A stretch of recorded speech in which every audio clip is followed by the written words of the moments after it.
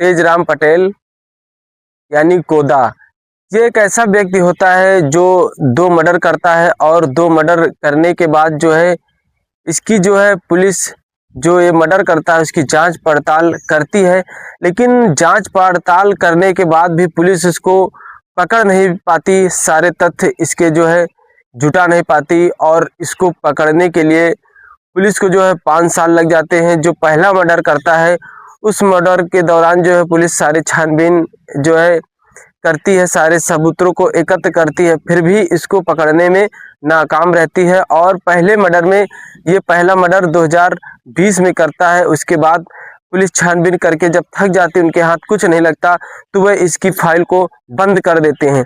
लेकिन फिर 3 साल बाद ये एक और मर्डर करता है।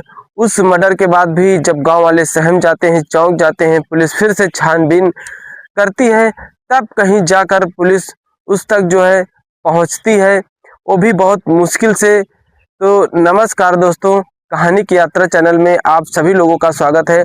आज हम आपको जो कहानी सुनाने जा रहे हैं दोस्तों, यह कहानी एक ऐसे शख्स की है जो एक मर्डर कर देता है और पुलिस सारी छानबीन करती है और छानबीन करने के बाद थक जाती है, क्योंकि पुलिस को कोई ऐसा क्लू नहीं मिलता जिससे इसको पुलिस पकड़ सके। अंततः जो पुलिस जब हार जाती है तो पुलिस को यही लगता है कहीं ना कहीं हम इसकी जो फाइल है उसको हम बंद कर दें, क्योंकि इस तक पहुंचना बहुत ही मुश्किल है।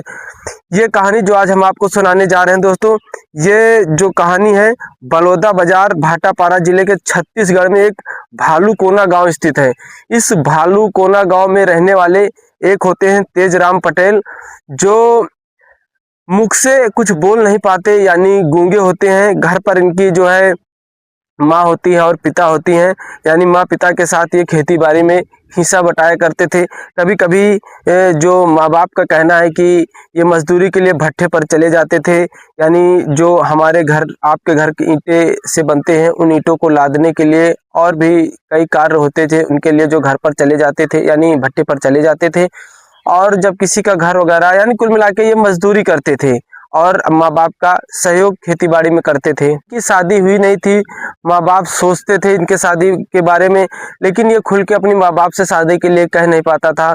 और ये जो है उसी के चक्कर में, यानी अपनी शादी को लेकर ये अधिकतर परेशान रहता था और ऐसी युवती को निशाना बनाता था जो गांव से दूर, मतलब एकांत घर होते थे, वहां पर ये अकेली महिलाओं को पाकर उनके साथ छेड़खानी करता और छेड़खानी करने के बाद जो उनको मार देता।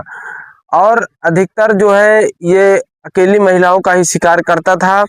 और ये गांव में अधिकतर इसकी छवि अच्छी थी, कहने का मतलब किसी से कोई बात विवाद नहीं करता था, तो लोग इसको अधिकतर अच्छा ही मानते थे। कोई इस पर जो किसी प्रकार का कोई शक नहीं होता।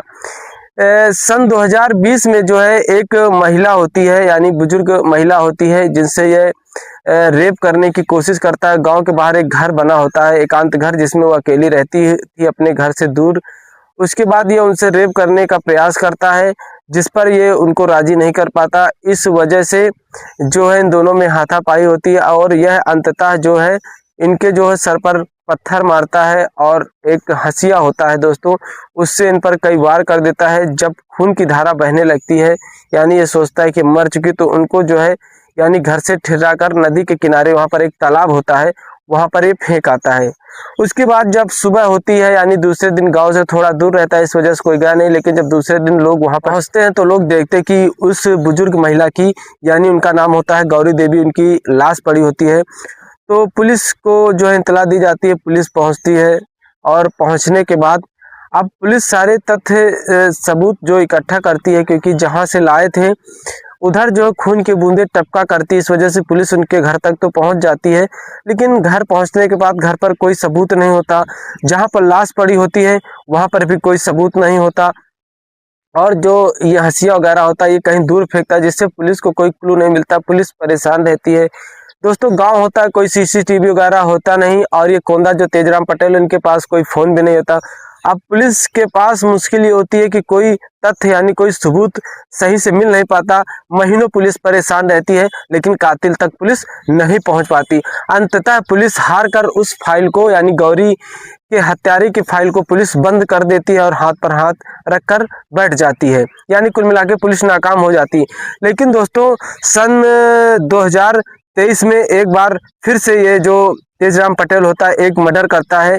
इस बार जो ये तेजराम पटेल होता है ये अनुपमा पटेल एक जो महिला होती हैं कुल मिला के जिनकी उम्र 38 से 40 वर्ष के बीच में होती है। इनके पति का देहांत हो जाता है। यह अपना घर बार छोड़कर गांव के किनारे इनकी थोड़ी बहुत खेती बाड़ी होती है, वहां पर एक झोपड़ी बनाकर रहती थी और सब्जी वगैरह का यानी अपने गांव में ही काम करती थी, गांव से दूर रहकर, और वहीं पर रहती थी क्योंकि अक्सर जो है जंगली जानवर सब्जी वगैरह खा जाते थे, इस वजह से उनको ताकने के चक्कर में वहीं पर रहती थी। मौका पाकर तेजराम पटेल जो है इनके पास जाता है और जाने के बाद ये वहां बैठता उठता, लेकिन किसी को कोई शक नहीं क्योंकि ये मुख से बोल पाता नहीं था। लेकिन इसके कहीं ना कहीं इसके दिमाग में एक चाल चल रही थी, ये उनके साथ भी जो है कहीं ना कहीं शारीरिक संबंध बनाता था। उसके बाद ये जाता है और यह प्रयास उनके साथ करता है। उसके बाद वो भी हाथापाई होती है और उस हाथापाई में भी ये इनके ऊपर पत्थर रखकर और हंसिए से उसी तरीके गौरी को जिस प्रकार इसने मारा था उसी प्रकार ये इनको भी मार देता है और मारने के बाद इस लाश को वहीं पर छोड़कर चला जाता है। फिर पुलिस जांच पड़ताल में जुड़ती है फॉरेंसिक टीम के साथ। जिस प्रकार 3 साल पहले मर्डर हुआ था उसी प्रकार ये भी मर्डर होता है। पुलिस सारे तथ्य जुटाती है। उसके बाद जो है कहीं ना कहीं एक्सपर्ट जो इस तक पहुंच ही जाते हैं किसी न किसी तथ्य की तरीके से, लेकिन अब समस्या ये थी कि इससे सच उगलवाया कैसे जाए। उसके बाद जो गूंगे से यानी जो कोदा होता है इससे बात करने के लिए एक्सपर्ट को बुलाया जाता है। वह सारे एक्सपर्ट इससे बात करते हैं। बात करने के बाद कहीं ना कहीं इससे जो है सच्चाई गुलवाते हैं और ये अपनी सच्चाई को कबूल करता है। लेकिन इनके जो पिता होते हैं रामनाथ पटेल और इनकी माँ होती है ये भी अपने बच्चे को बेगुनाह ही कहती हैं। फिलहाल तेजराम पटेल उर्फ कोदा जो है पुलिस हिरासत में यानी जेल भेज दिए गए हैं सुसंगत धाराएं लगाकर। इनके माँ बाप मिलने जाते हैं और आगे की कार्रवाई अभी जारी है। आज की कहानी में बस इतना ही दोस्तों, धन्यवाद।